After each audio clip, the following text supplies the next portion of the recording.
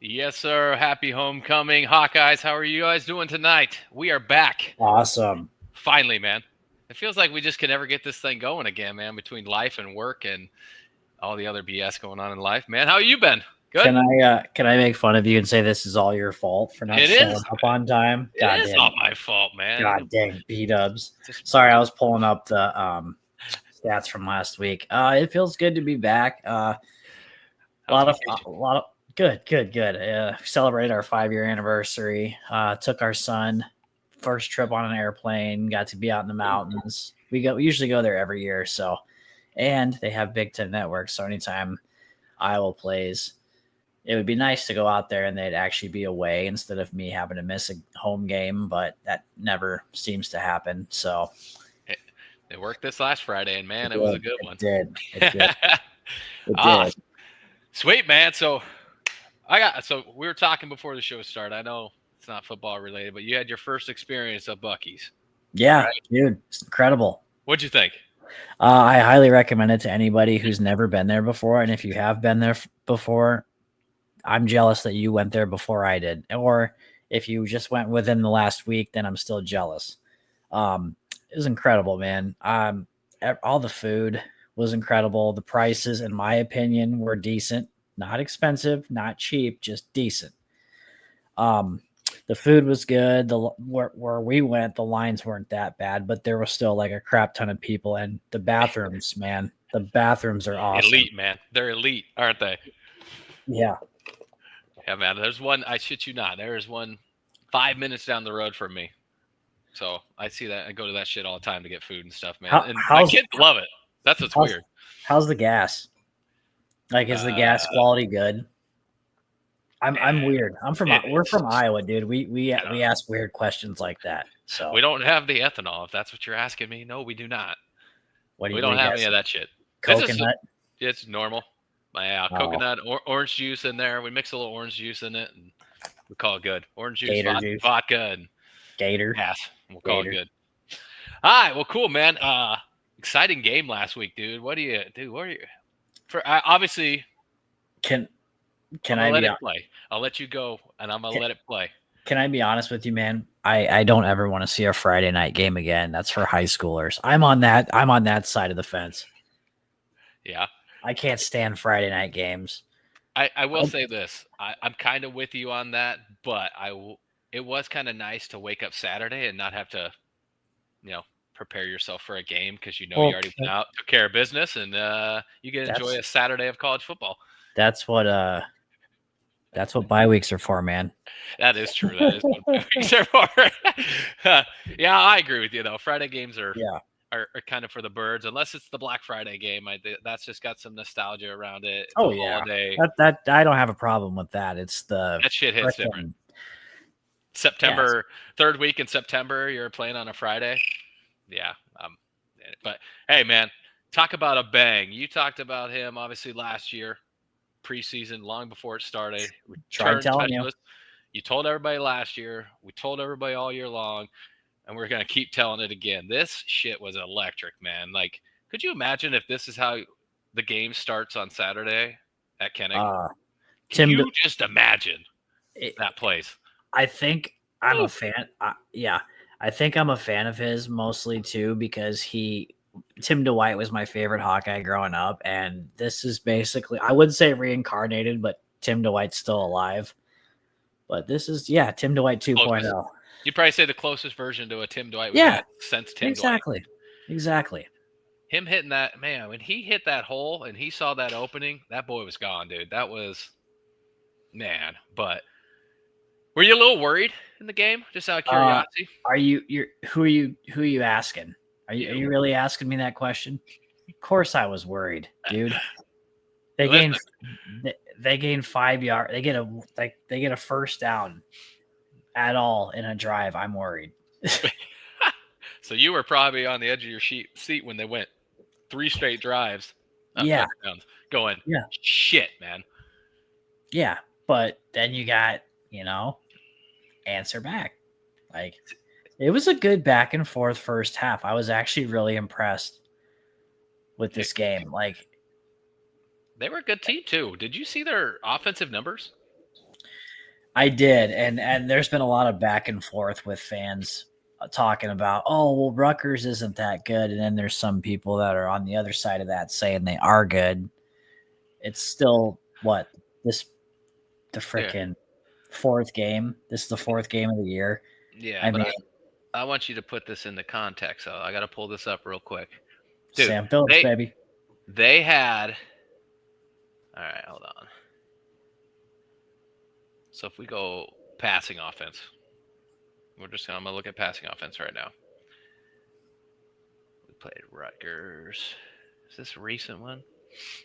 Well, this is they also had the former Golden Goofer, Ethan Kalamaya Kananas. I can't pronounce his name. Forgive me if I sound like an asshole. But here's the thing.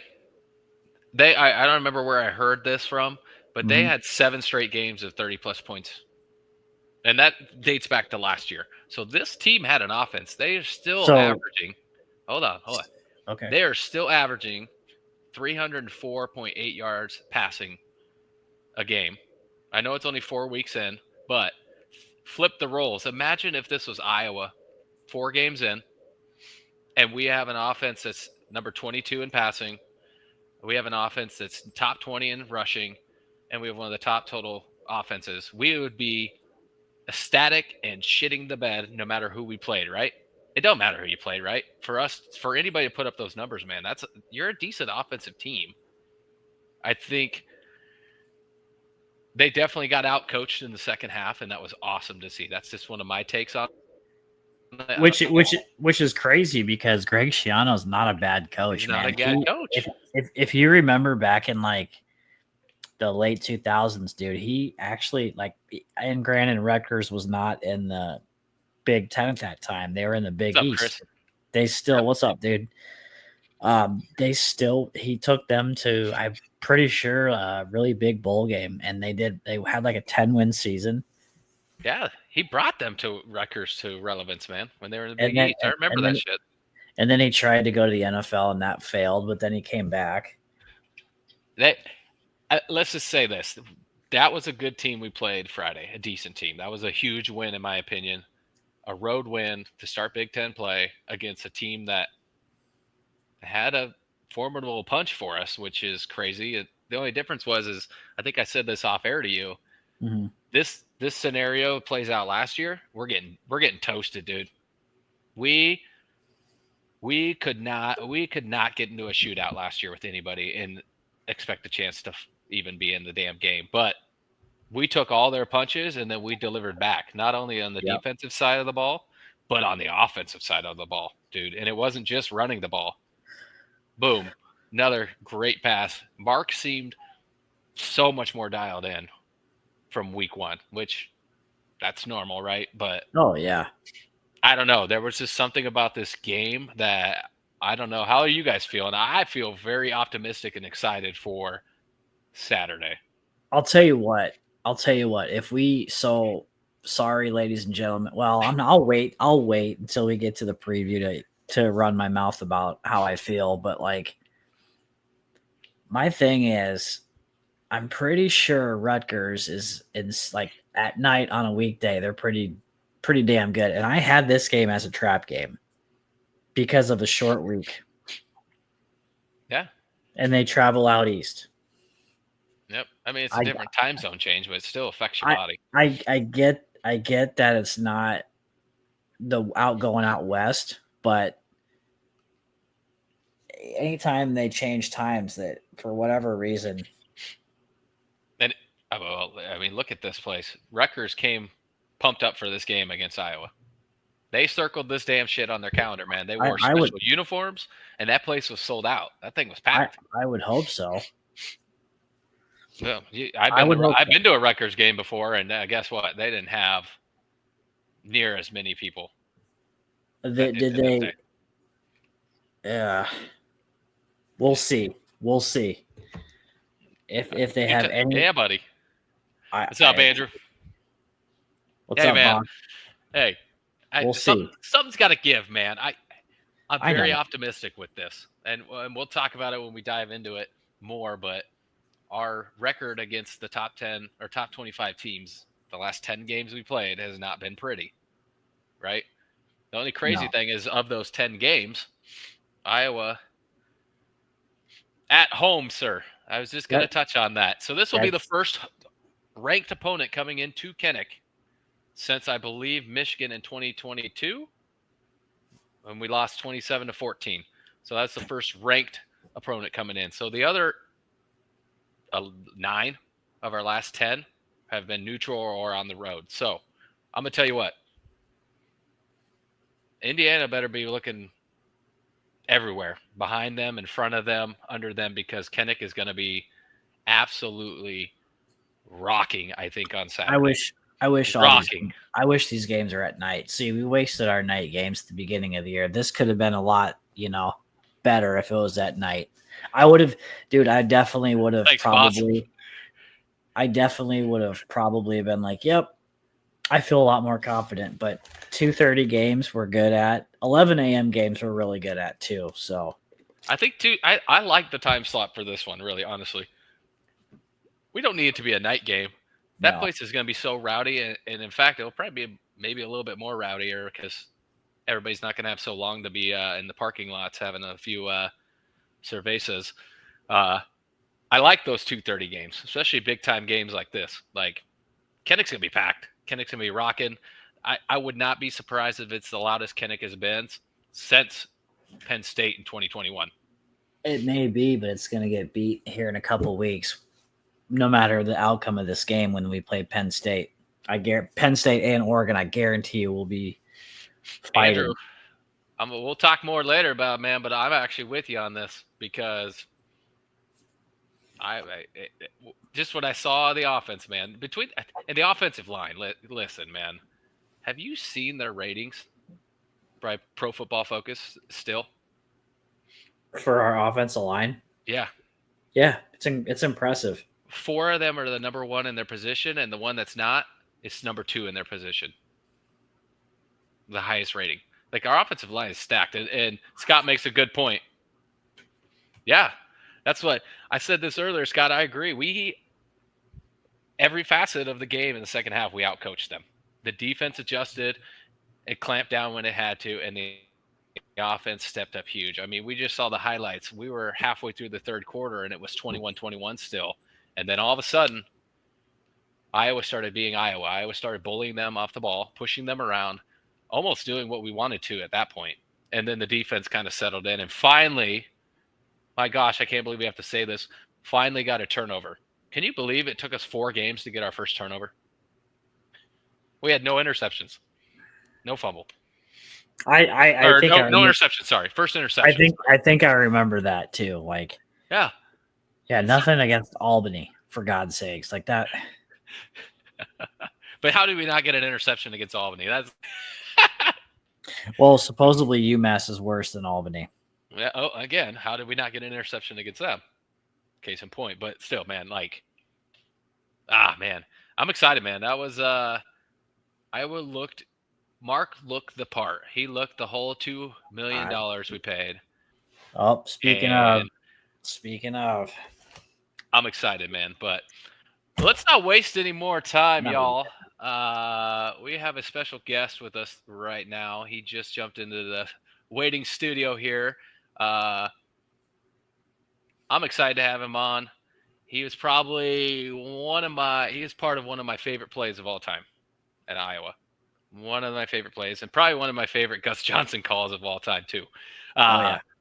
Tevaun Smith. So I'm going to bring him on with us here. Tevaun, man, how you doing, sir? I'm good. How are you guys? Fantastic, brother. How you doing? Living the dream. I can't complain, man. I can't complain.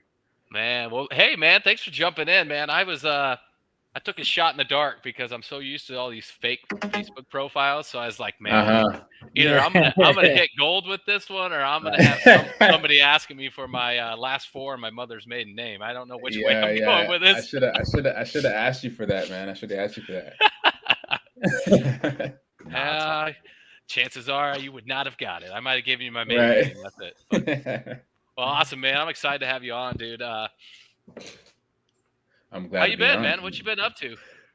Man, trying to stay busy. I just got out of I just officially retired from football this year. Oh, nice. From the CFL. So I've been playing. That would have been played 8 years. And now just enjoy one. I took a little bit to enjoy the free time, but now just building business as an advisor and helping athletes transition outside of sport. And I've been pretty involved when it comes to that. And yeah, just doing a bunch of stuff with some other alumni from Iowa as well on the business side.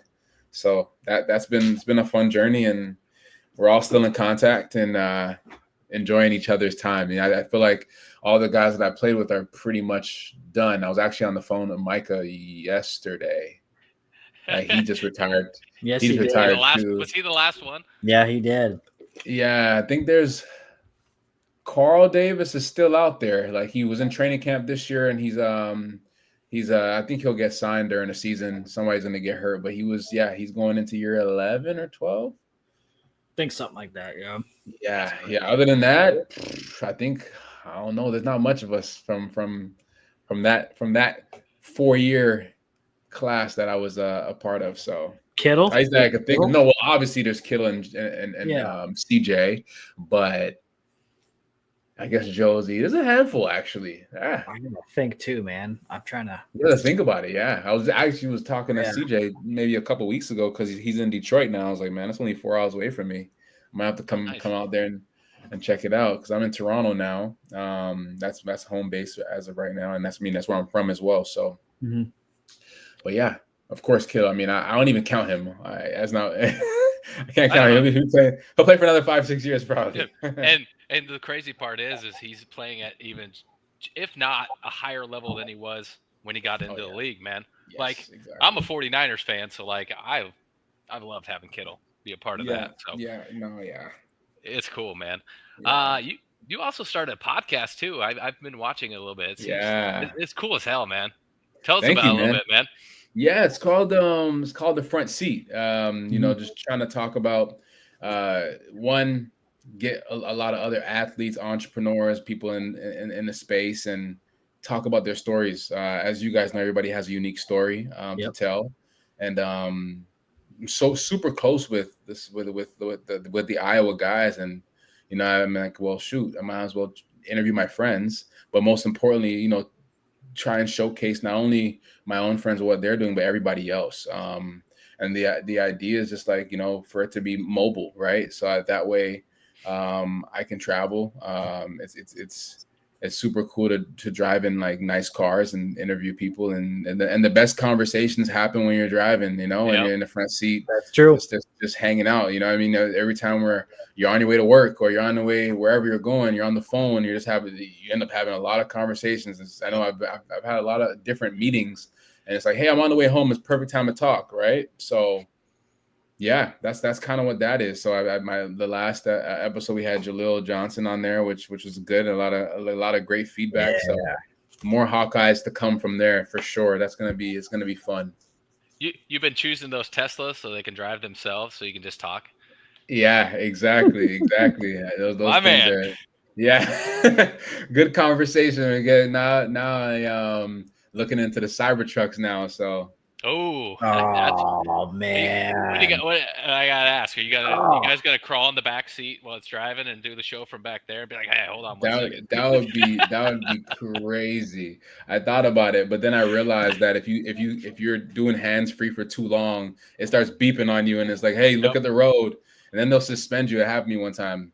I got suspended for a day. Like, it basically shuts off self-drive until the next day. I was like. See, that's probably why I won't buy a Tesla, because that feels like a lot of control. Yeah. I know I should have my hands on the wheel, of course, but they can shut that car off anytime. Yeah. Like, I don't like Tevaun driving anymore, Shunk. Yeah, you know what? Off. Yeah, man. They're crazy, man. My wife has one, and like, you self-drive. Like, the first time I ever got into self-driving, man, it like freaked me out, dude, because I was like, man, I don't trust this damn thing. And they tell you when you buy it, like, yeah, they got like the capacity of like a teenage driver, and I'm like, oh, sweet. So I'm gonna trust this with a teenage driver. Awesome, got it. Yes, you should. Yeah. But the first time I'm like, okay, when are you gonna grab the wheel? And she's like, no, I don't have to. I'm like, Yeah. all right, man. But it's all right, man. It's not bad. Yeah, no, it's cool. It's definitely cool. I've been thinking about it for so long until that time where it shut me off on a self drive. I was like, I don't know how I feel about this. This might be better for the women. I mean, my wife loves it. Yeah, they love that. They love that. We're a little bit more careless. We're just like, yeah, let's speed and go at 120 self drive. Yep. You gotta put the Tesla in that acceleration mode. You ever see those cars? Yeah, just exactly. Rockets. Yeah, exactly. They're not about that life, but we are. We're taking risks. See that? Yeah, exactly. So they put the self drive for them, and they put the 100 go 0 to 100 exactly acceleration mode for us, just because we're exactly. idiots. Yeah, it's all good, man. It's all good. But that's cool, man. Hawk fans, you'll have to check that out, man. I've enjoyed watching. I've watched the last couple of episodes, man. It's very cool, man. Appreciate that, man. I appreciate that. But you're not wrong. The best conversations happen in the car. You just have so much more time to think. Yeah, like that's when everything comes out, dude. Like I drive, and I used to travel for work, and like those times when you're just kind of chilling, man. That's when you're like, all right, my gears are going now. My shit's or you're just talking to yourself. It might. Yes, sir. What's up, Dustin? Dustin, what's up, man? Man, let's get into some little Q&A time. Let's go. So you're originally from Canada, correct? I am. Oh, Canada. So how much were you excited to see SGA do his thing this year? Oh man, they love him out here. They love him out here. I think whenever you have an athlete from Canada, they take a lot of pride in. And he's all over billboards out here. They love him, and he's an even better person as well, man. There's a lot of great athletes that come out of Canada, and there's more and more, especially in the NFL as well, and even in the NBA, obviously. So, I mean, for him to do that for the country is huge, man. So yeah, like I said, a great player, but even a better person, and I got a chance to meet his dad. I went to an event. His dad had an event. A couple people introduced me to him, and man, come from a great group of people, and he has a lot of great people around him. So that's awesome. Good to see. Nice. That's pretty sweet. Yeah, that's cool, man. I'm a Thunder fan too, so like, it was a good time this year. I had a good year, man. You did. Yeah, you did. My hockey team won the cup down here in Florida, so I live I live down Jacksonville area, which I saw you played a little bit of time there, and I actually forgot you played there. Duval. Yeah, man, it's cool. So what made you choose? So from Canada, you went to high school in Connecticut, correct? I did. What was one of the thought processes that made you choose Iowa? And then on top of that, what other offers did you have? I guess I have not personally known of too many Canadian football players, right? I just I don't. Obviously, lately you've seen a lot more, and especially in the NBA. So like back then, 2015, 10 years ago, or even more when you first came in, it was like unheard of. So what kind of made you choose that? And what other offers did you have coming out of where you came from? And well, first off, when I was playing out in Canada, I wanted to, play D1 football, and I would send out tapes to maybe about 100. The CDs, they were sending out CDs to all these schools, and every single school was basically saying, "Man, your competition sucks. Like I look like I'm oversized and I'm just fast and I'm just killing everybody." And they're like, "Okay, well, we need to see you against better competition." So I started sending out tape to some prep schools, and I got the opportunity to play at a school in Connecticut called Kent School, and then from there, UConn would come to our school often, and like Boston College comes in like the Connecticut, New Hampshire area. So, I ended up kind of doing the same thing. And that's when I started getting some traction. And then I ended up, getting Boston College interest, UConn, But my three other offers was UConn, Temple, and the University of Miami. Nice. And nice. Yeah, so I went to Temple, had a great time. Went to UConn, also had a great time. I wanted to commit, and then my coach was like, "All right, pump your brakes. Like, let's not, just jump into a school." I think UConn actually my first visit. I'm like, "Yeah, I'm going to UConn," and he's like, "Nope, I don't know about that.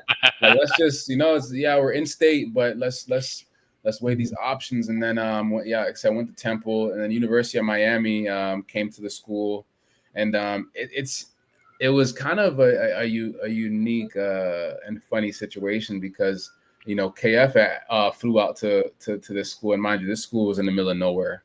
It was like mountains now, just like a little tiny school in the hills. I'm like, I didn't even know what airport he flew into to even get out there. But he came out there with, at the time, the receiver coach was Eric Campbell, and they both came out. Yeah, they both came out, and it was a good conversation. I mean, it was great. I had a great time talking to both of them. And when I took my visit out to Iowa, they did something very, very cool, and I'll never forget it, to be honest.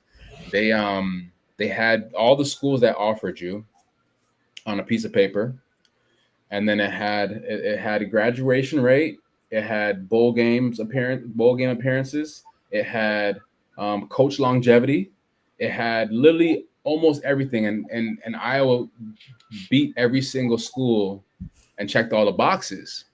So I'm like, man, it's cool. at this point, like, why am I going to another school? I want to graduate. I want to go to bowl games and win games, and I want to stay. I want a coach that's going to stay there. Now, in hindsight, Al Golden gets fired. Paul Pasqualoni at the time was at UConn. He got fired. And then the other coach, I forgot it, Coach Adazio, he ended up leaving and going to Boston College. And and guess who's still at Iowa? Even for the time I got recruited, right? So that's literally why I went to Iowa. I mean, it was the writing on the wall was right there. I mean, I couldn't, and I felt like when the University of Miami was talking with me, the only thing that they brought up was the beach and the beautiful women. And I'm like, that's cool. I was like, man, that's cool. It is true. So it is true. It's very true. That is very true. But I don't know. I need to graduate. There's so many other things that I wanted to do. And at the time, like, I was like, damn, that's kind of was a really mature thing to do. Yeah. And I'm like, yeah, maybe Miami might have been kind of cool though, It's not that great down there, but man. It's also a private school. Miami's beautiful. But that was an off-season place for me for my entire career, basically. So I was able to be in Miami, and at the time there wasn't NIL, so I would have been broke in Miami. But it's better that I'm making some money now. I can explore Miami and have a good time and do whatever, right? But yeah, it was definitely all just that. You look at that stuff on paper, and you just can't really fight it, right? So that's kind of what got me to Iowa. That's very cool, man. That's great, man. I did not know Miami. I don't know if they still do that. Probably. Put the paper down. Put that paper down and it's like, hey, boom, we check all the boxes. Right? Hey, I'll ask. Stats, man. Yeah. Stats don't lie. They don't. Numbers don't lie. They always say numbers don't lie. And so if you can put those numbers in front of somebody, it's like, I didn't make this up. Yeah. Oh, I got a question here. Who are you closest still with from your time at Iowa? Thanks, Dustin, for the question. Yeah. Appreciate you, Dustin. I'm close with a handful of guys. Like I said, I was talking to Micah yesterday. And we were talking about his new brand, Hyde's Hail Mary. He's got a cider that he just came out with. Hell yeah! So that's pretty cool. We're talking a little about that, catching up. But I was just at Micah's retirement party maybe a couple months ago, and I saw everybody. I saw Keenan Davis. I saw, well, Jordan Cotton was invited, but he wasn't able to make it. Anthony Hitchens was there. Christian Kirksey was there. what other Hawkeyes were there? Brad Rogers was there. That's way back, right? Running back. There's a handful of guys. And of course, he had his Buffalo guys like Josh Allen and a bunch of other guys on Buffalo, which is pretty cool. But I mean, I talked to Jaleel Johnson. Jaleel, obviously, he was on my podcast, but he was also my roommate. I talked to Anthony Gare, Greg Mabin. Those are pretty close friends as well. I was on. I probably talked to them almost every day. I was on the phone with Carl Davis also this morning, so we all talk pretty often. I was talking to CJ a few days ago, and then every now and then I'll catch George. We'll comment on each other on the DMs on Instagram. But the closest I would say, between Carl, Jaleel, Anthony Gare, Greg Mabin, Christian Kirksey, and like Hitch. I would say that's the group of guys that Maurice Fleming. We all kind of still talk. So, Jordan Lomax, I saw him as well. Mm-hmm. That's so many dogs, man. That's awesome. Yeah. Dude. No, we all still keep in touch. I was talking to somebody else on Instagram or a few weeks ago. Macon Pleva I was talking to a little bit ago. Matt Vandenberg, I spoke with him a few days ago because I was talking to him about coming to Iowa City for November 8th, which is going to be fun. Cool. Man. Handful of guys. I try my best to make sure I reach out to guys through Instagram sometimes too. It's been a while since I spoke to some of them, but I most recently a lot of those guys right there. That's pretty badass, man. It'd take me down memory lane here because you're I saying know, right? names, and I'm like, man, these are dogs, dude. These are dogs, man. Yeah.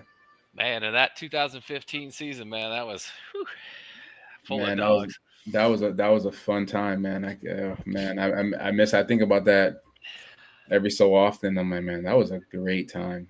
Look, man, I don't know if you could hear me when you got in the studio. I told everybody, like, dude, the play in the Big Ten championship, I don't give a shit about how it ended. It's still got to be one of my favorite plays of all time in Iowa history, and probably one of my favorite Gus Johnson calls of all time. Man, that's dope, man. I appreciate that. It was definitely fun, man. I really appreciate it. I don't really think about that moment because for me, I know everybody doesn't care, and they're like, the experience, cool, but I was just so mad I'm still mad thinking about it. I want to talk about it. I'm so pissed, but hey, it is what it is. That's football, man. You win and you lose. It's a game of inches. It is literally. Shit was inches, dog. Inches, man. So you want me to refrain from asking about Pasadena then? Oh my gosh. I think it was McCaffrey posted something maybe about a year ago, and it was showing all those touchdowns that he scored. And I tagged George in in that comment. And I was like, tell him to take this down. Yeah, Brad, your running back can go to hell. Hey, man, he fucking. That pisses I wish he looked like that now. Man. Can I get him to look like that now? That shit was, I don't know, between that and when Saquon Barkley came to Iowa City and was leaping over dudes. God, yeah. I don't think there's been any two running backs that I can recall in my entire time of watching Iowa football to ever do that to us. Ever. Right. It was two guys. Just two. And Iowa's seen a lot of good running backs, dude, but those two are just, look, they're both still playing. Yep. Right. And they both play at a high-ass level. Saquon just had his best year ever, and it wasn't even close. And then, obviously, CMC's been injured quite a bit, but 2 years ago, he had his best year since probably his second year against Carolina. Like, those two are just, man, something honestly, else. I never really thought about all the backs that we actually played against over the years, man. There was a lot. Those Michigan State backs. David Johnson at UNI, he was a dog. Oh yeah, dude. Melvin Gordon at Wisconsin. Who was the Nebraska running back? Rex Burkhead. Was it Burkhead? Burkhead, and there was another guy. Amir Abdullah. Oh my goodness. And then obviously, yeah, Michigan, they had some guys. Then we ended up playing LSU. They had Jeremy Hill. Ohio State had too many running backs. I was gonna say they probably had, yep. Yeah. Oh, geez. Yeah. Well, we played. Indiana had one too. What was his name? I remember this dude too. I was gonna bug me. Oh my gosh, these guys Tevin Coleman. Yes, Tevin Coleman. Oh my goodness, there was a lot of great running backs that we played against, and then you see Christian McCaffrey, and it's like, the hell happened? Right? I was like, what the hell? Agree, Dustin. Agree. But I'm glad. All right, so on this, so I got to ask. I always try to ask. We've had former players, some players on. Mm-hmm. Yeah. Who is your in the Big Ten? Who was the most? Who'd you enjoy playing the most? Which one was like, man, I can't wait to punch them right in their mouth. Man, I would say it was always Iowa State for me. To be honest, I was always Iowa State. I feel like that week, even for the fans, I hated going over there. I would say them. Definitely always Minnesota. I hated at the time. There was a corner there. His name is Eric Murray. He plays for Jacksonville now, doesn't he? Right? Yeah, I think he does. And I used to hate him. It's funny because I met him maybe 2 or 3 years ago. We were actually in Mexico for Christian Kirksey's wedding. And then we looked at each other and we were like, "You look familiar." And I'm like, "Did you go to Minnesota?" Like, "Did you go to Iowa?" And he's like, "You must have been." I'm like, "What number did you wear? 31?" He's like, "You were number 5." I'm like, "Man, I hated you." That's I used to hate going against him, man. He was one of the better corners. And we used to always like talk trash throughout the game. And he was a great player. And we didn't like each other. And I hated playing against Minnesota, especially at Minnesota as well. It was like at the time, it was maybe one of their older stadiums, right? Yeah, I hated going over there. The atmosphere was shitty. I just like, cold. This place sucks. It's just cold and yeah. I think when you were there, I want to say they were in their new stadium too. Were they? I don't. They just built it. Or was it the Metrodome? They just built it. If that's their new stadium, that's unfortunate. Hey, I was at their last game in the Metrodome, and we beat the brakes off of them like 5-0. So yeah, no, but I would say those two, obviously getting that Floyd Trophy, and then Iowa State, and of course all the big games like when we played Wisconsin, when we played Nebraska. Nebraska was always 1-2, so I'd say those are my top 3. Nice, man. I was wondering that. And it was Thanksgiving, of course, right? That's always that Thanksgiving weekend as well. Man, I was at that the last game of 2015. Oh, my bad, bro. Are you clicking things on us? No, went out, bro. Man, I was at that last game, dude, and to start that game was so cold. I don't know if you remember the ice storm the night before. Man. So like, my buddies and I are up driving in the ice storm to get there. Yeah. Oh, geez. Everybody always says like, "Man, you're from Canada." I'm like, "So? I hate the cold. I hated there were times where everybody would go without sleeves, and I'm like, "You guys are crazy. I'm not doing it." Riley McCarron, Jake Hillier, I remember those guys. Matt Vandenberg, these guys would be no sleeves. I'm like, "Hey guys, I'm wearing the sleeves today."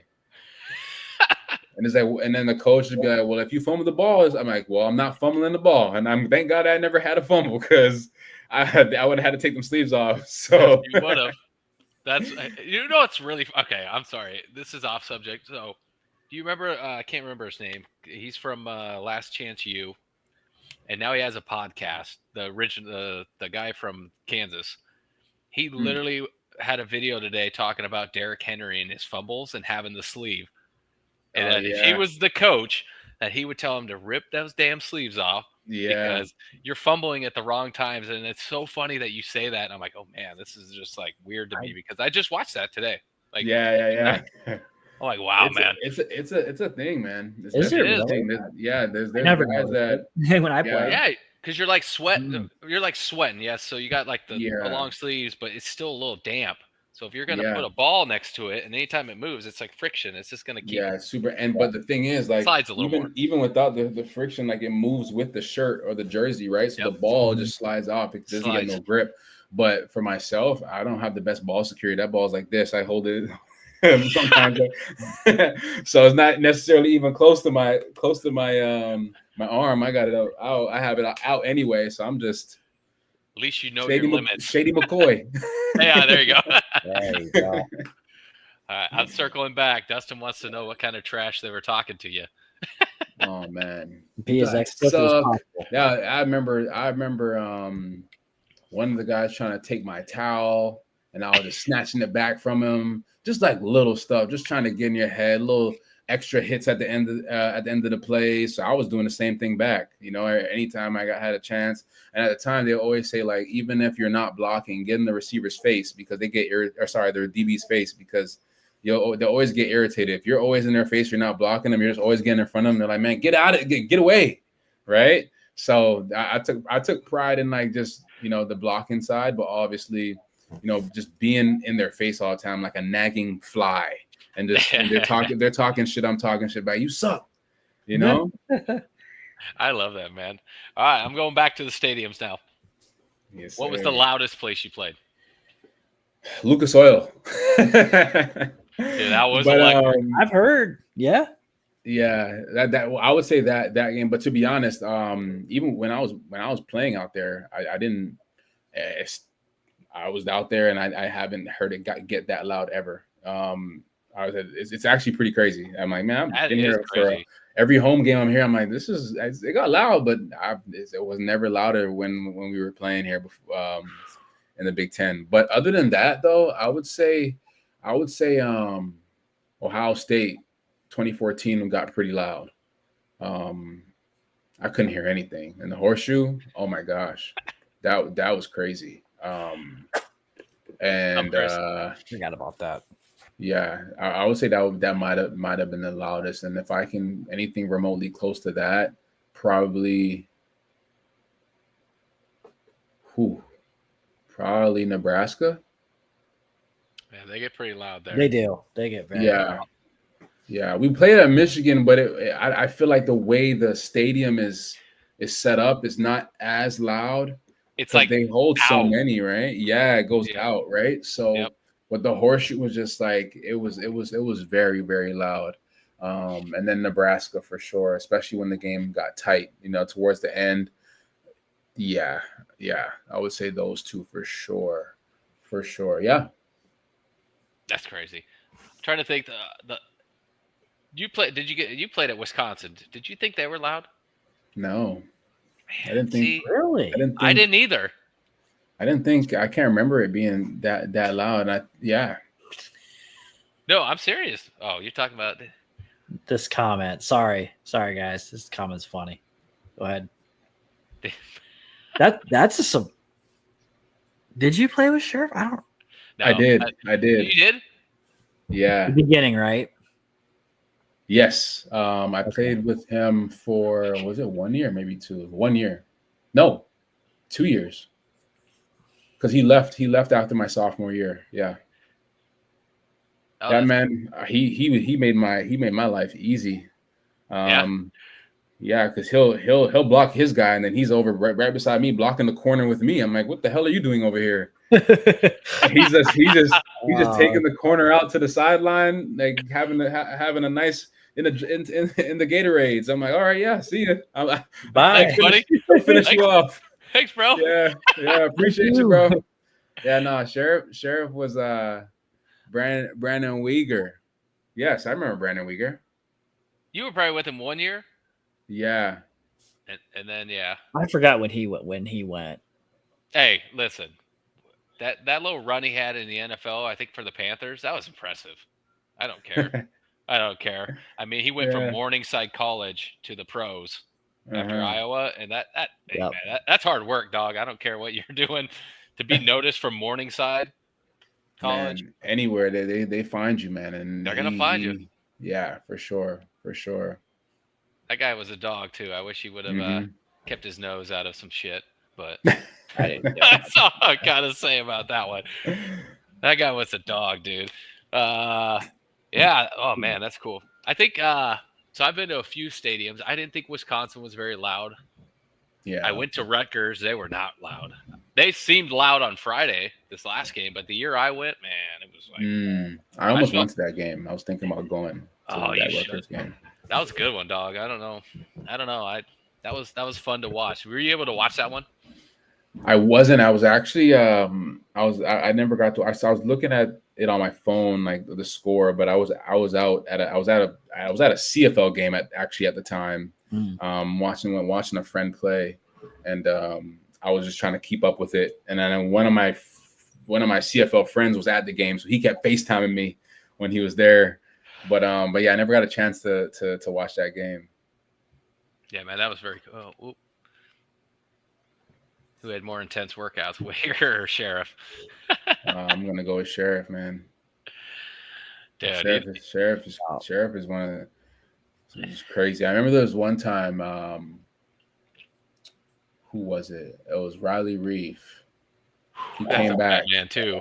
I never played with him, but he came back one day and he was doing an arm workout, and I caught him in the weight room, and I was like, "Can I join?"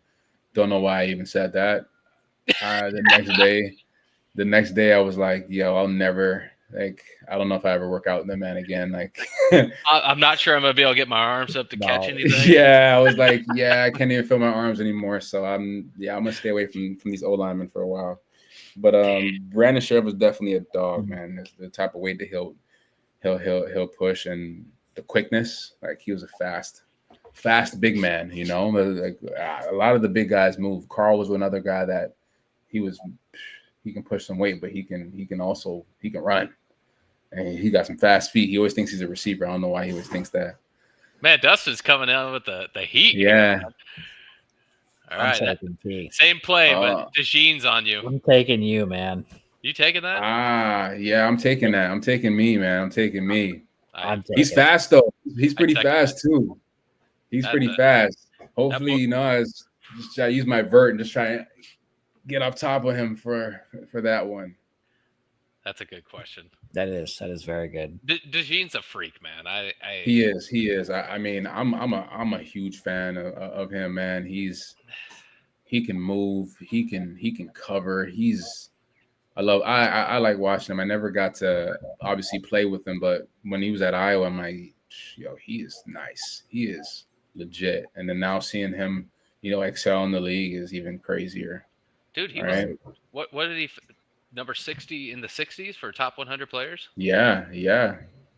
Like, exactly. That's impressive. That's a dude, man. Yep. God, what is his name? He's like 3 or 4 inches taller than him. He's a tight end. Are you talking about Cooper's his brother? Jackson? Yeah. There you go. He's 6'4", and he's got a little brother, but not so little. He's 6'4". Yeah. He plays, I think, safety, wide receiver for the same little podunk town in Iowa. I saw a little highlight thing on Instagram a while back, and I was like, he got a brother too? Yeah. Shit. And he's bigger and just as fast is what I heard. Man, scary. That's scary. Yeah, it is. At 6'4", he's not going to play defense, so. Yeah. When he gets to Iowa, he's going to be on the offensive side of the ball. Yeah, come over here, man. I just don't see him being a safety at 6'4". That would be something else. Could you imagine? No, yeah, exactly. You better be really fucking fast if you're going to be 6'4". Really fast. Oh, man. Oh, that's crazy. I got one more. I got another one for you here. All right, so your time at Iowa, which coach had the biggest impact on you?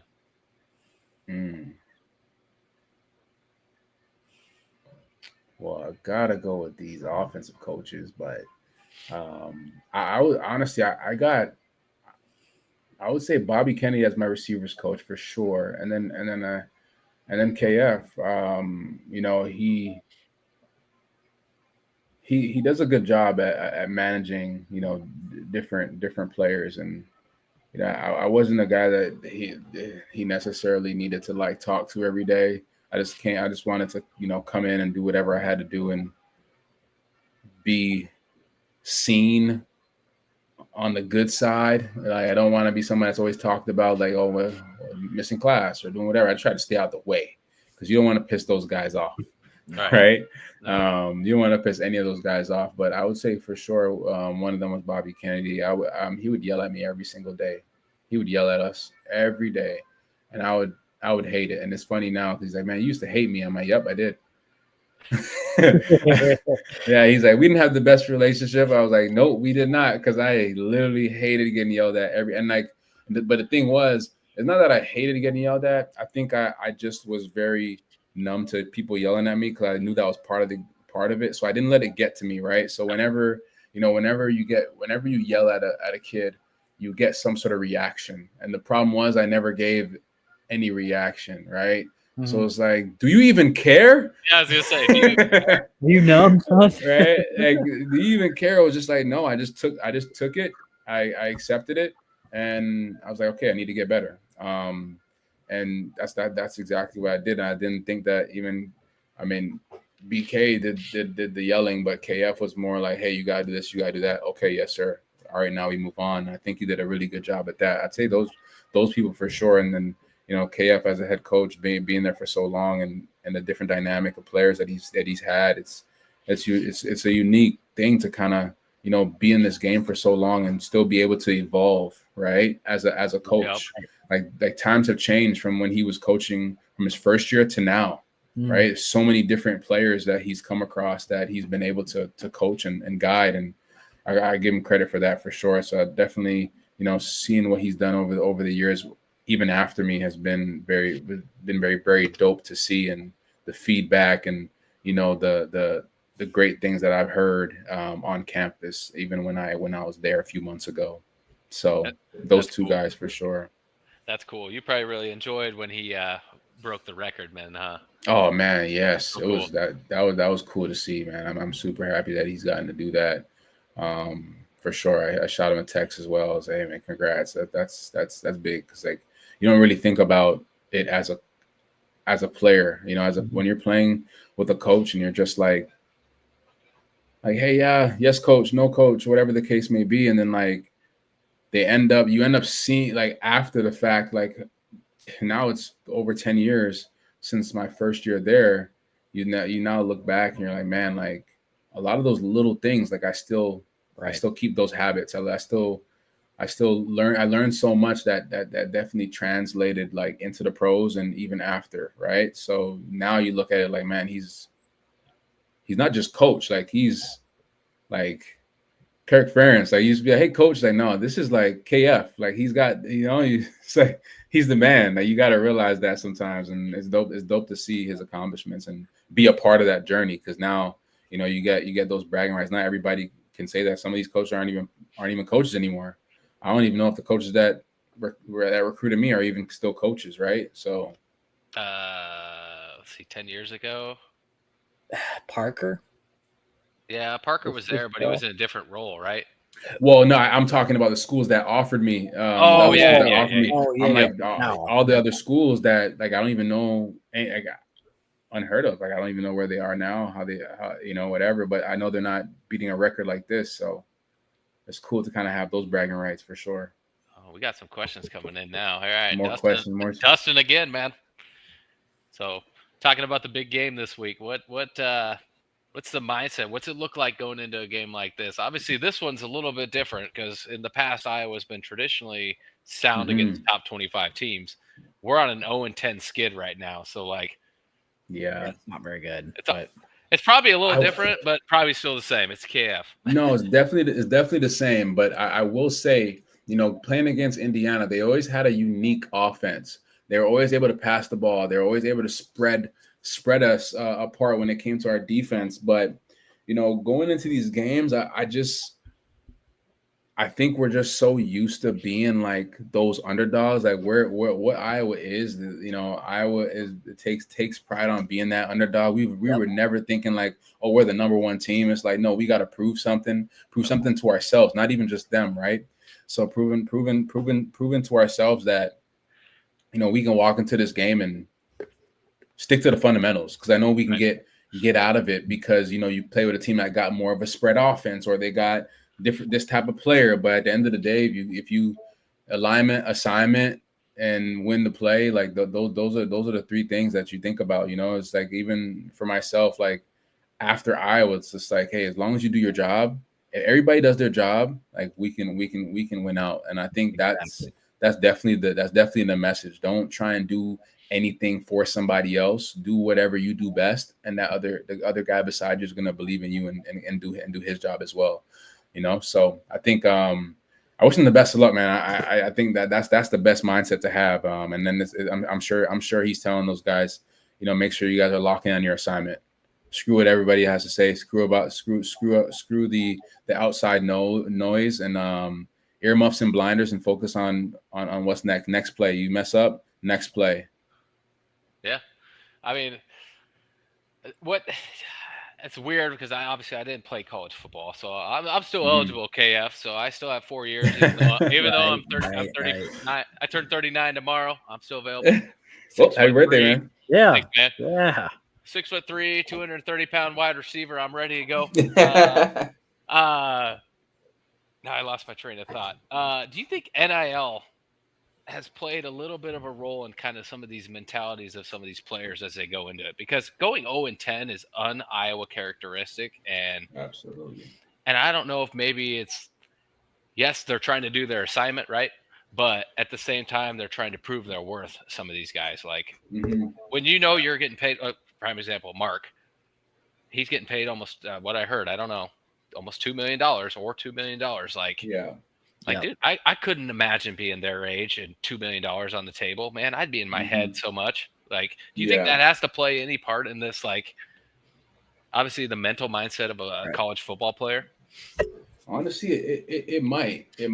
But I'll tell you one thing: it's gonna get worse at the next level.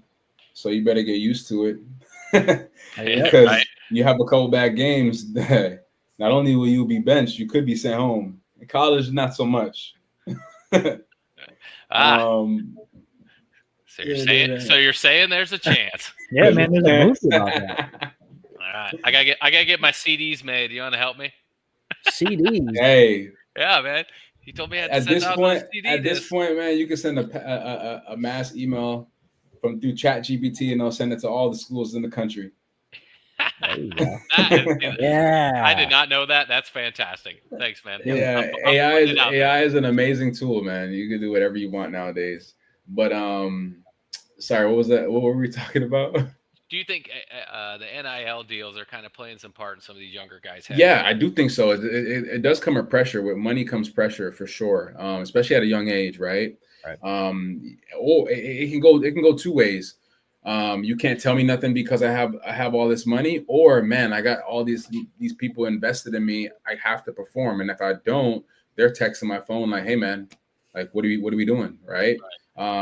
So there's two sides of that coin, but that's part of the business. I think college football has now become a real business, and kids need to know and understand that this is the big leagues now. This is not just, hey, I'm gonna go to class and I'm going to go to practice. It's like, no, there's money involved, and people are serious about their money, and they're not and it's an investment, right? Yep. A team or a person is invested in you, and that comes with pressure. But this is part of the game. This is the game we chose, and I'm happy that guys are able to help their families and put themselves in better financial situations. But in the end, you have to understand that this business is serious, and if you don't like it, we understand it's not for everybody. You know, if you don't like that type of pressure, then maybe the sports or this being an athlete or a pro athlete or D1 athlete is just not for you. Right. Yep. They paid you for a reason. Don't forget who you are. Yeah, exactly. And I think guys should take pride in that, though. You know, look at it in a positive way. You know, like, hey, man, you trust me. You believe in me, so this means like I am who I say I am, right? Like if now you got you should have more confidence now, because it's like, hey man, like these people love you, they're invested in you, and they're giving you some money because they think that you got great things ahead for you. So at this point, you know, it's only up from here, right? Yeah, absolutely. Yep. And hey, Huntington News Now, man, we're up in your hair. We got an Indiana fan on this chat. What's They're up, a man? rare breed, man. Hey, man, you're a Steelers fan. That's cool. That was what Hayden Fry modeled us after was Yeah. the black curtain in Pittsburgh, and that just you're gonna look the part, and that's what you're gonna be, and that's exactly where that uniform design came from. So Huntington News, man. Want to be a champion. I'm not gonna lie. It sometimes trips me out too when I'm seeing the games and I'll glance over at TV. I was like, oh wait, never mind. That's the Steelers. For me, it's when I'm out in public and I'm like, oh, is that a fellow Hawkeye? No. Or that, yeah, exactly. It's like, oh, Steeler fan. As a Trent Polamalu jersey, damn it. He didn't play for Iowa, son of a bitch. Right. That's what it is. You didn't spam, man. We like the comments, man. Oh yeah, dude. You're good. You're good. Another question. I gotta find it. There we go. Back to the NIL. Mr. Vandy Chris. What's up, buddy? He says, I wasn't known for having a bunch of rich boosters like other schools. What would you do to increase NIL funding at Iowa, and what would you use the transfer portal for? Oh. To increase the NIL funding? I don't know. Why don't they have, like, there's nothing else? Like, it's on the wrestling. All the money's on the wrestling side. We got a bunch of movie writers. Reach out to them. Ashton Kutcher, come on, dude, write some checks. Yeah. Man, that's a good question. To increase the NIL, and I wonder if these NILs does it have to be people from Iowa? Could it be like Iowa fans, like from like Chicago or something like that? Yeah, it could be anybody. Boosters. It doesn't matter. Whoever wants to hand the money over to what they got, you can do it. Swarm, yeah, right? maybe we need to bring the front seat to Iowa City and just start marketing people a lot more now. I'm telling you, man, DM those Hollywood writers. A lot of them came here to school. Yeah, yep, exactly. That's for sure, man. Some more outreach for sure. I think that would be cool, and I don't know what incentive as somebody that sends out NILs. The incentive for that, is there a return on the investments, or are they just giving away money? How does that work? I think I don't know. Anybody out there knows, please let us know. But as far as I'm concerned, if I donate my money, I don't get a dime back, and I can go shuck $100 to the Swarm. I can go shuck $100 to Iowa baseball if I wanted to, but I don't get a dime back. So I imagine you're just, here's my investment, my rewards, hopefully a national championship. So wow, can't even put a little patch on the jersey or something. your initials over here for some advertisement. Hey, just put a sticker on the back of who's funding the player. It has their initials. Yeah, exactly. Hey, listen, I just think whoever the I can't remember his name, whoever the wrestling booster is that's forking over the money, they need to get him on the football side. They were going to pay guy, I think, Bo Bassett $5 million to come to Iowa. $5 million, and then he decommitted. He's going. I bet you he'll go to Nebraska. You watch. Probably Ferrari. I'm telling you, dude. They probably paid him $6 million, like for a wrestler. Yeah. Jeez. So find out who that guy is and see if he has a little money to give some football funds. Honestly, you gotta take him out to eat to a nice dinner or something. Yeah, man. Hell, put his name on those helmets. I don't give a shit. Yeah, exactly. The return on the investment for football is probably a lot higher than wrestling. I know we have a great wrestling program, great turnouts, great revenue source, sold out arenas, but like 15,000 versus 70,000. Yeah, exactly. Plus the TV deals, the TV deals are insane now. I can't imagine. Last I heard they made over 30 million each, but it has to be more now. It's probably 50, 55. At least, just from TV. Yeah, we need to figure out something. Figure out something to get some more anecdotes, some private equity firm or somebody. Quaker Oats, man. Cedar Rapids. Adam says a good point, man. He is right though on this comment. That is very true. Anytime Indiana's ever been hyped up, we come and just pop them right in the mouth, man. Yeah, that's for sure. That 2015 game when y'all traveled to Bloomington for that scared the crap out of me, bro. Yeah, I was so scared. I'm like, oh, y'all better get that done. And then when CJ did that little dive, he can fly. He almost broke his neck. Dude, he got fucked up on that one. Yeah. That's great. Dustin, he's in Toronto. He's back He's in home. the sticks, man. Yeah, man, I'm back in Toronto. I plan on. It's been almost 2 years since I've been here. Because last year I was like, okay, maybe I'll play, maybe I wouldn't. It just had to make sense. And then this year I was like, yeah, I'm done. So plan on definitely moving back to the U.S. pretty soon here. All right, so how hard was that for you? A game you played for a long time, just saying I'm done, walking away. Yeah, it's different because a game that you played for so long, and then you end up like I think for me it never just like boom just finished, like, and then it was just like, okay, what the hell's going on? It kind of was just like, all right, like I'm getting to the back end. I'm not saying that I was preparing for it, but I knew that there was an end. And what really made me think about it was in 2018 when I was in Jacksonville and I got hurt and I sat out for an entire year. I was like, man, what if my knee doesn't get healthy? What am I gonna do? And I think from then on, I knew that like, okay, I got to think about other things, which allowed me to learn, to network and to put myself out there and learn other things. And it helped with the transition. But there's a few things that I definitely do miss. Obviously, the locker room. Then you got the routine. You have to be there at a certain time. You're putting all these hours, and then obviously, the coaching and the networking that people that you meet along the way. But now it's like there's not like I have a routine, but I don't have to do it. Now it's just on me, which is okay. But at the same time, it's just different, right? Now I'm going to the gym. I go to the gym at like 6:30 in the morning, and like I'm the one turning the lights on and it's empty. I just gotta turn music on, and I'm like, shit is boring as hell. As opposed to you walking in, the music's already blasting. There's like 2-3 other guys that are just rolling in as well. And then once you start warming up, there's like the group is like 10, and now it's lively in the locker room. And it's 6-7 in the morning. The day's already started, but now it's just like it does get a little weird and lonely because you're like, damn, like all the pro guys are gone, and the weight room, we just turn the lights on, and I'm like, damn, now I gotta hype myself up.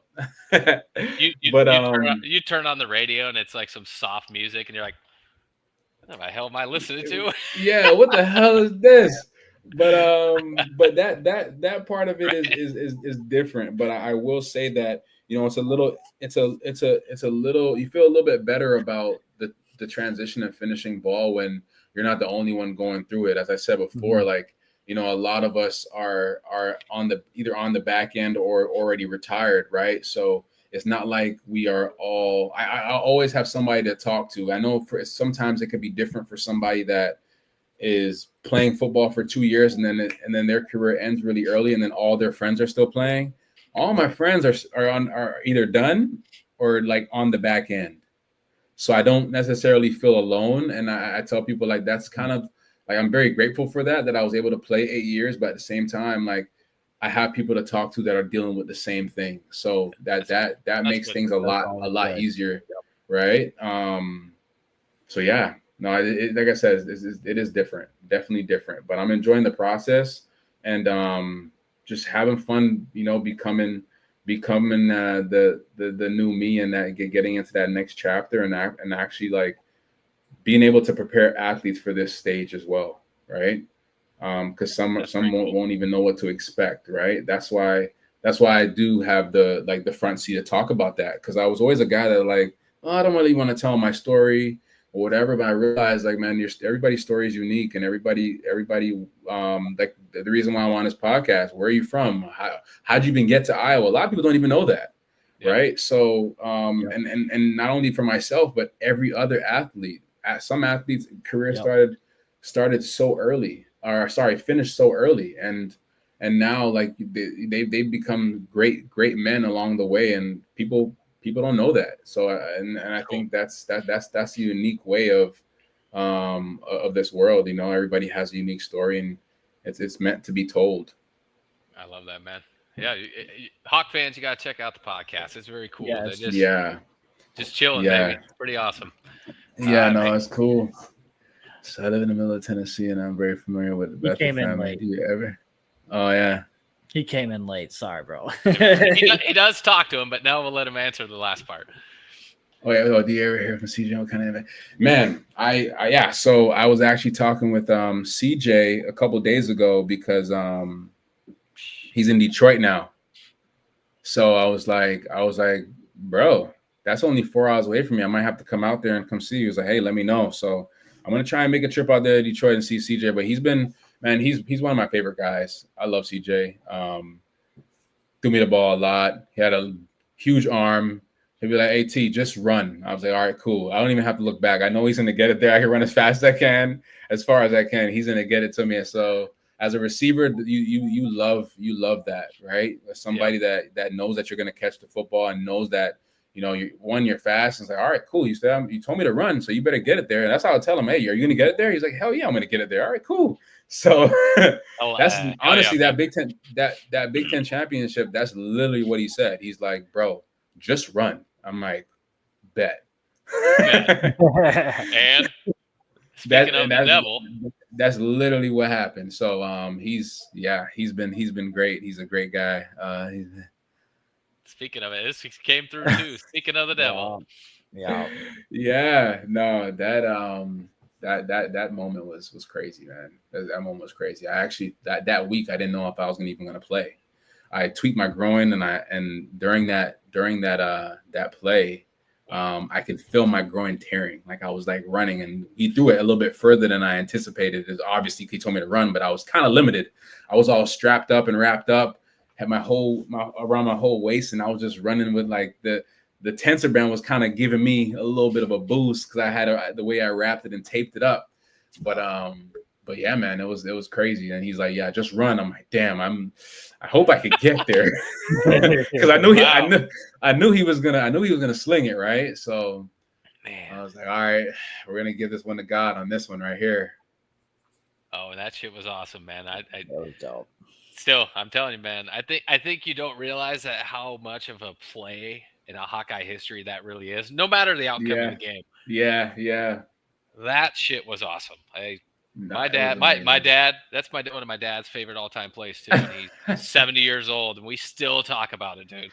And when I told him you were coming on, he said the same shit that he's saying, and I said, like, dude, that shit still gives us chills, man. Like, yeah, the call, the play, and now that I hear the inside story, dude, that's even better, man. yeah. No, CJ, literally, man, just hey, Tevaun, you better you better run. Just run. I'm like, all right, cool. He's like, I'm throwing it.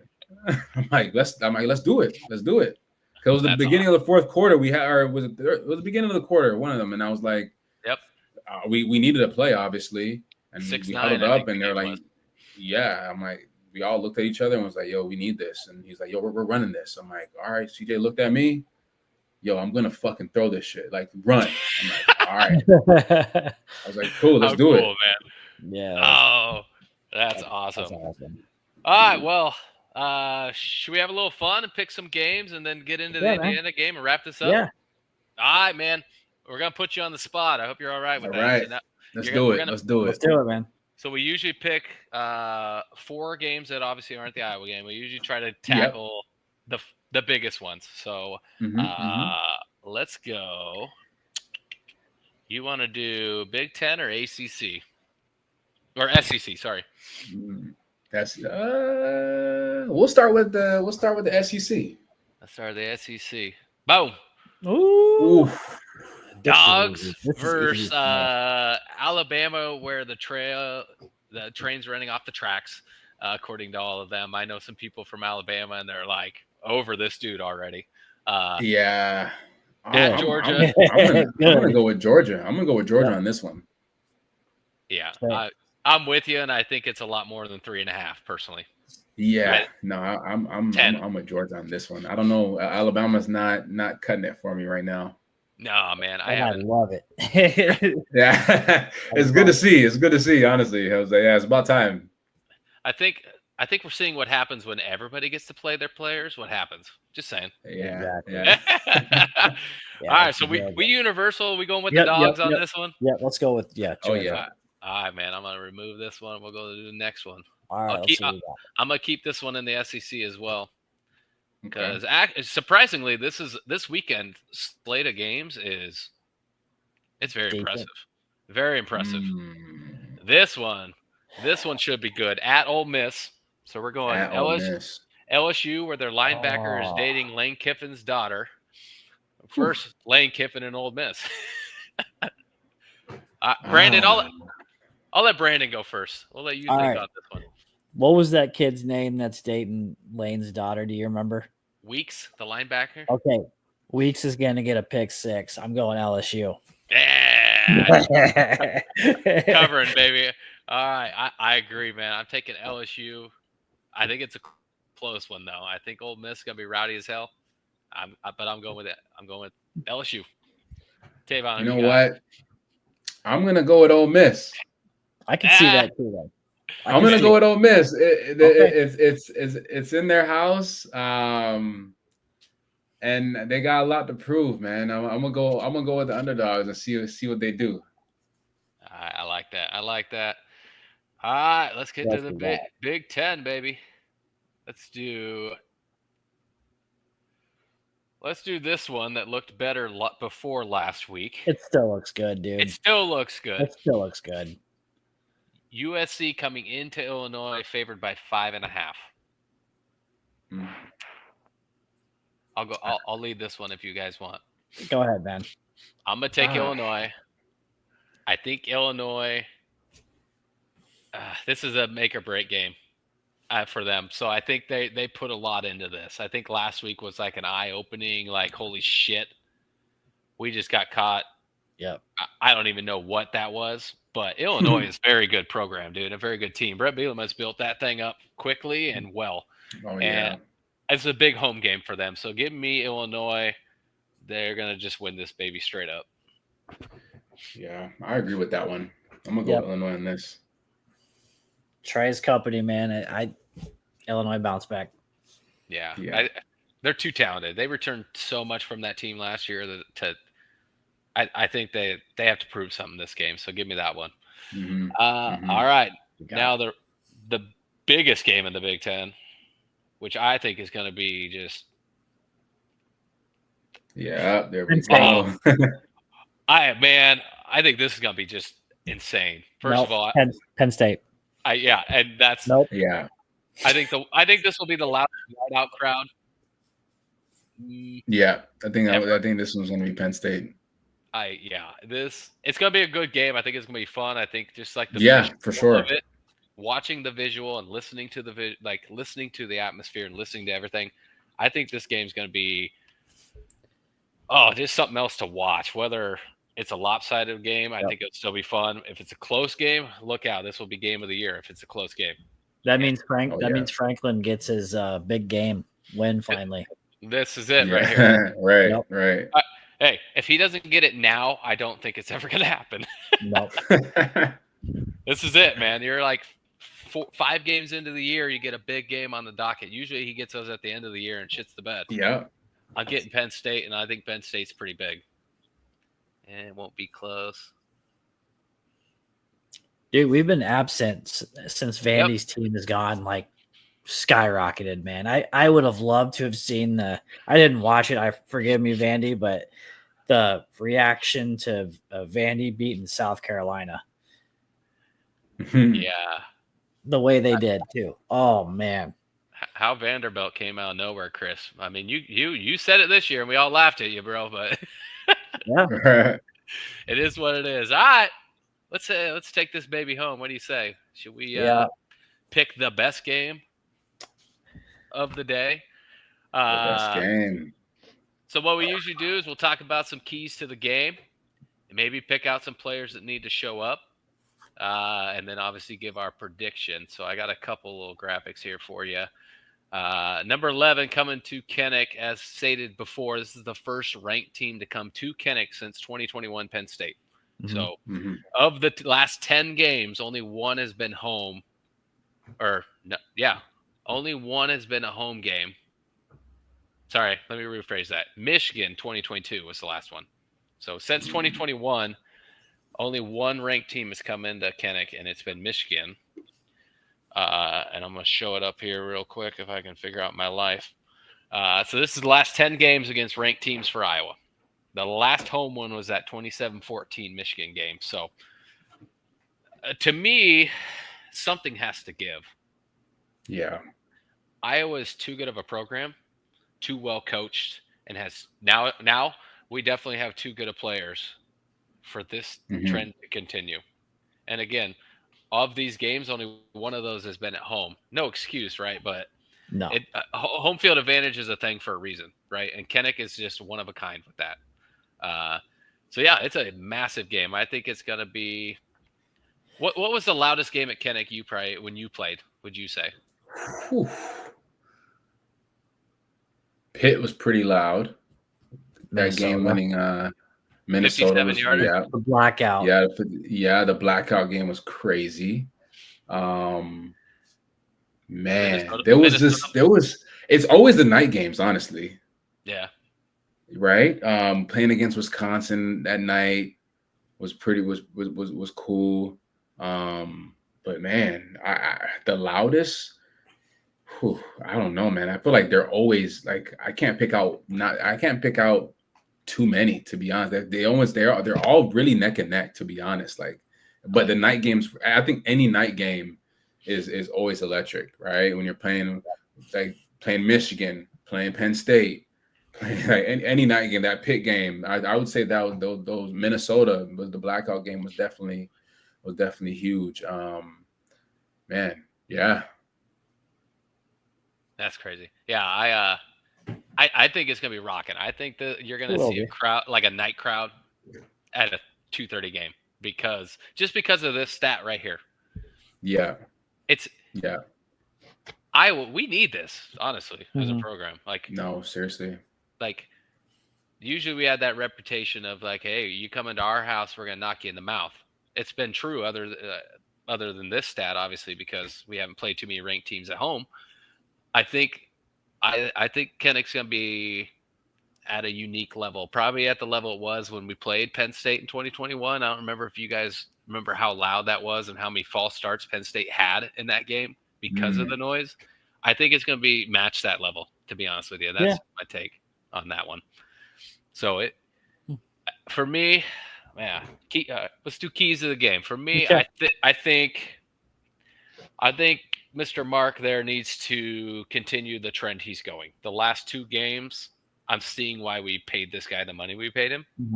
And last week really cemented that. Now, if he can springboard what he did last week and get this W at home against almost a top 10 team, a team that's got the Heisman front runner, this is going to catapult him into a lot of people's radars, honestly, if he has a game. So I think Mark needs to show up and needs to keep improving. And I think Chris knocks it here, and he's not wrong. I think that secondary needs to make a statement in this game. Last couple of years, they've kind of been picked on a lot. It hasn't been the secondary defensive back cores that we've seen the last couple of years. Like, usually we're pretty stout back there. I mean, we lost DeJean, so last year was a little rough. Now they got a little more experience. We returned Lee. We returned a few guys back there. I think this year, the defensive backs and I think quarterback play is going to be the difference in this game. Absolutely. I like Mark. I watched in the first game or two, he kind of had happy feet, like just, but there was something there on my man. I like how poised he is in the pocket. I like how he's maneuvering around the pocket and running and trying to make smarter plays, but he's getting more and more comfortable. And I think, just like anybody, he just got into this conference. He's getting used to it as well. I mean, he came from a great school, but it's a little bit different in the Big Ten, and obviously you got the jitters, right? But I think he's finding his groove, and he's getting more and more comfortable. And what I thought in the beginning of the season, he's starting to prove me right in terms of just being poised, right? So, And to your point, the secondary. I mean, I think historically we've been pretty good. So these guys can lock in and stay focused and You know, I think as a DB, it's so easy to jump route, especially with a team like Indiana, where they're very pass heavy. You know, we can be pretty good in the run, but when teams start passing a lot, we can get a little bit antsy in the secondary. So I think if they keep everything in front of them, they should be okay. Brandon, what's your keys for this bad boy? Secondary.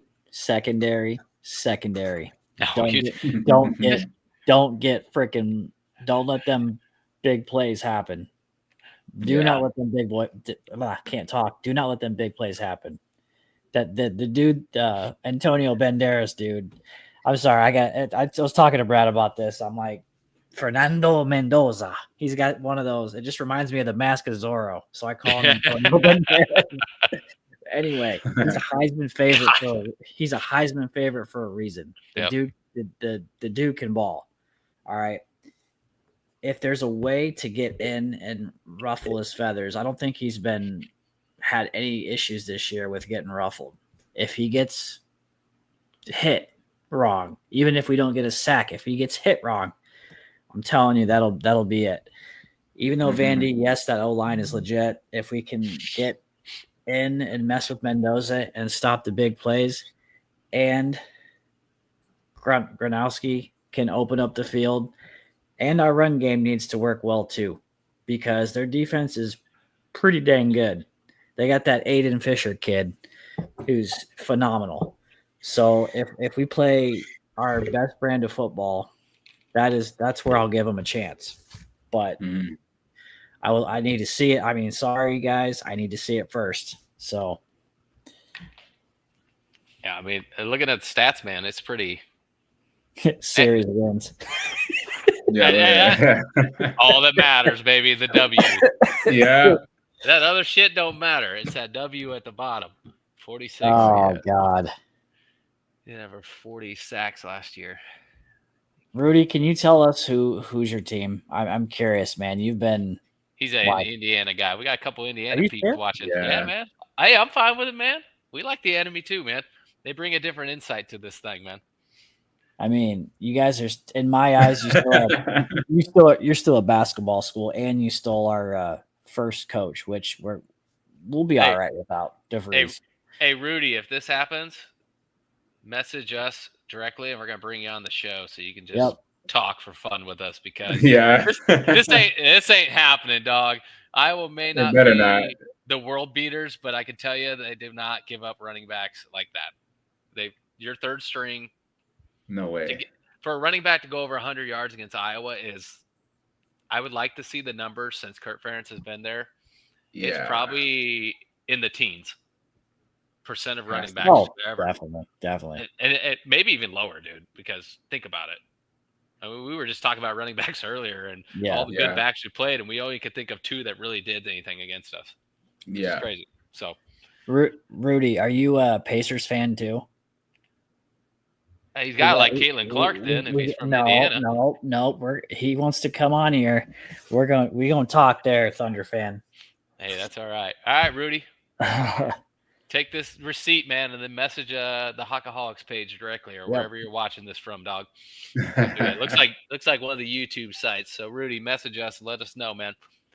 All right, Tevaun, what's your keys, man? You same boat as us, or you going a little different? No, so I'm on the same boat, honestly. Like, I want to see some great quarterback play, and obviously as a receiver, you know, I'm a little bit biased, but I need them boys to lock up in the secondary for sure. I think you know, I got to meet a couple of DBs. They were talking trash to me in the offseason when I came. They were doing DB workouts on the field, and I was like, hey, I can still run. I'm only a year out. Give me some cleats. Got some cleats and did some releases with them on the field, and so I'm a fan of those guys, and I hope they can lock in this week. Hell yeah, man. All right, let's make some picks, man. Our guest of honor, Mr. Tevaun Smith, we'll let you pick first. Who you got in this? I'm going with Iowa. Yeah, man. Let's go. My man. I'm going with Iowa, man. I got to. I love it, man. All right, I agree with you, man. I think – I mean, we have to. we've been pretty honest. We both picked Iowa State the week of Iowa State. We were right. Like as painful as it was, I just knew in that moment they were better. So I think I'm taking Iowa, man. Something has to give, man. I don't see us going 0-11. I just can't see it. Ranked team. Yeah, I just big opportunity to prove yourself. Yep. You know, this is you've already talked about it throughout the show. This type of game is what Iowa football is built off of right here. That's it. You got number 11 team. We're the underdog. You're coming to our house with our fan base, with a chip on our shoulder, with a lot to prove. Because Iowa has we have a shit ton to prove with this game. This is definitely. This will determine Iowa's season right here. This game, week 5 for sure. We lose this. Not saying it's going to be a bad season, but any hope of any bigger aspirations is completely wiped out because you still have Oregon and Penn State coming to town, and that's gonna be some dogfights, man. We got we're coming to the Oregon game, so I want to. We need to keep the momentum going. Yeah. We need to keep the momentum going because when I get there, I'm trying to whoop Oregon's ass for sure. Absolutely. Battered Hawk syndrome. I like that. That's funny. BHS. Battered Hawks. Hey, man, it's changing, Chris. You got to root for us, man. We ain't playing Vandy, so. But, yeah, give me Iowa, and I'm going to take Iowa. I'm going to even give you a score on this bad boy. Give me 28. Ooh. Nah, give me 31-28 Iowa. I think we put some points up. I think it's going to look similar to last week, to be honest with you. I think it's going to be a dogfight. I think we get it done, baby. Let's do it. Brandon, take us home, baby. What you got? Cue the villain music, fellas. Hey, it's all right. All right. So this pains me. Yes, we do. This is painful. It's all good, brother. This is very painful. This was actually at the beginning of the season before we knew how we were going to look. This was my upset pick of the year. However, after what I just saw last week, I am scared, fellas. I am scared shitless of these boys. Scared so much that this kills me to say this, but I actually put up like $5 on Indiana.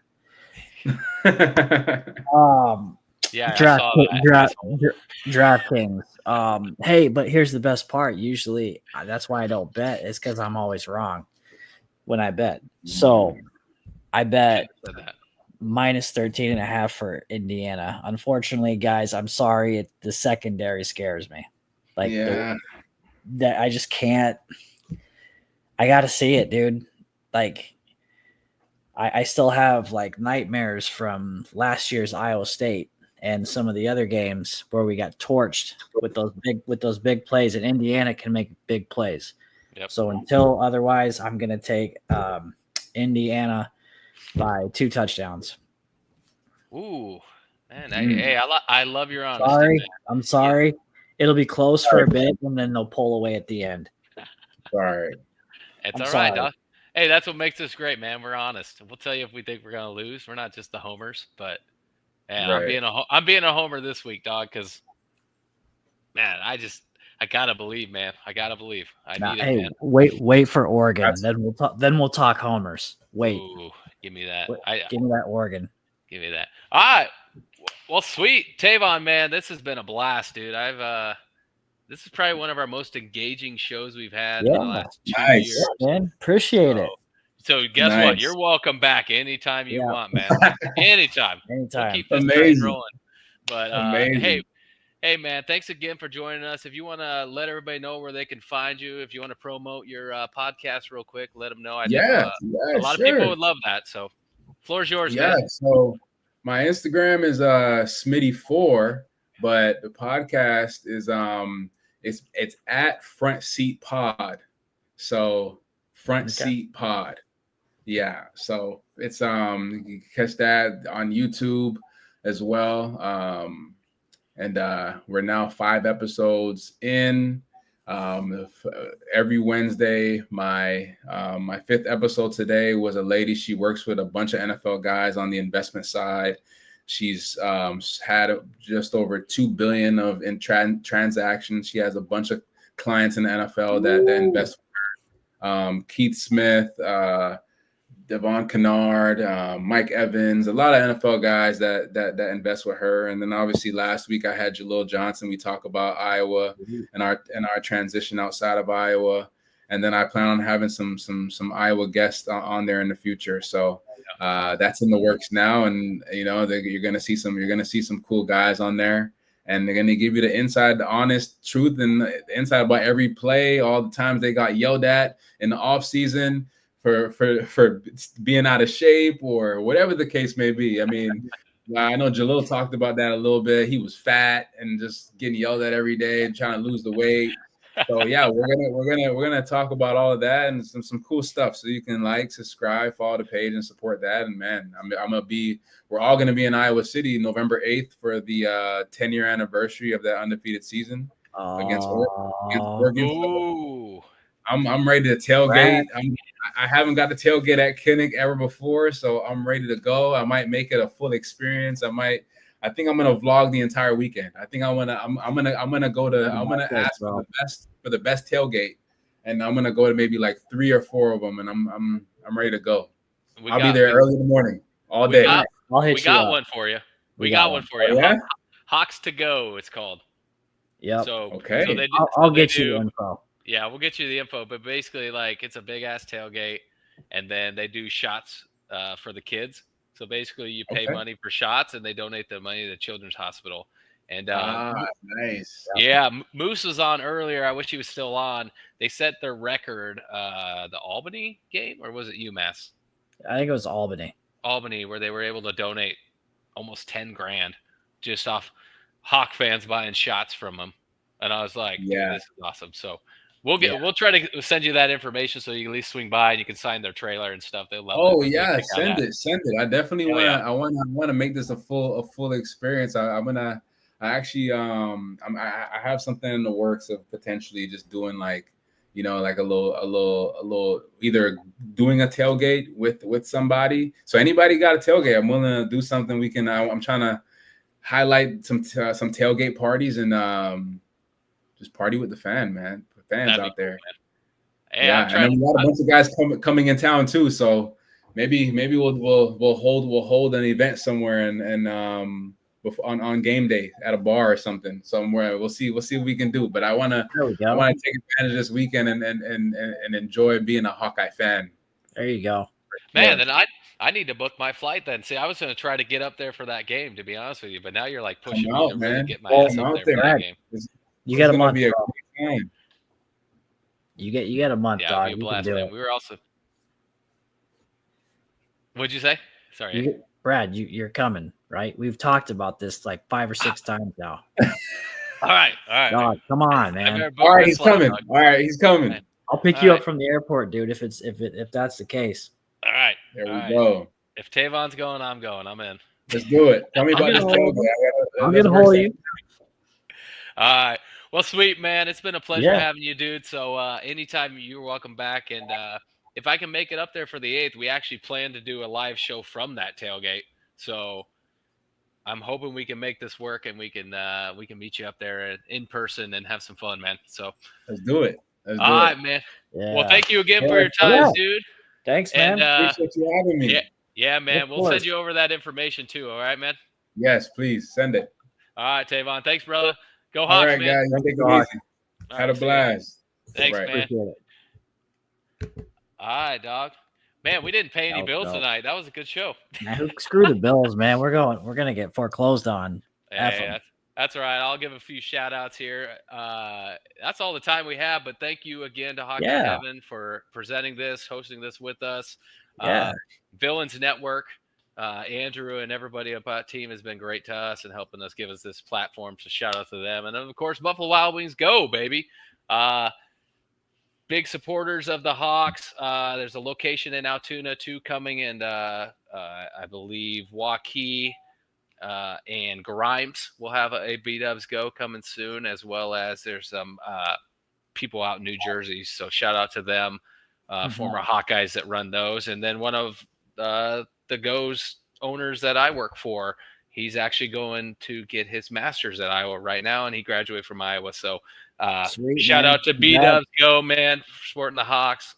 Yep. New Jersey, Iowa, and Florida, baby. So, yeah, man, this has been fun, Brandon. Should we send it out there in style? I guess bedtime, man. It's like almost 9:30 for you, bro. Dude, this is way past my bedtime. I'm in my last year of my.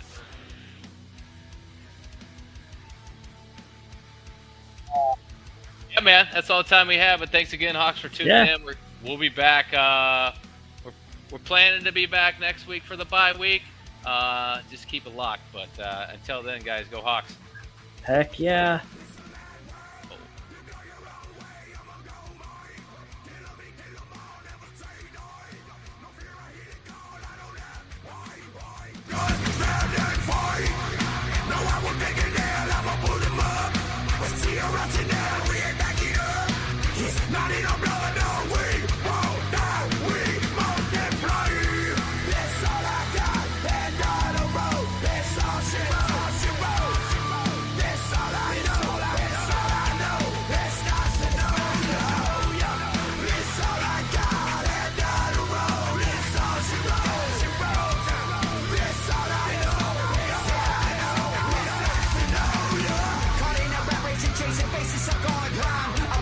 You claim and take it for peace of mind. Our generation that's gaining victims of hated times. Our history of balls and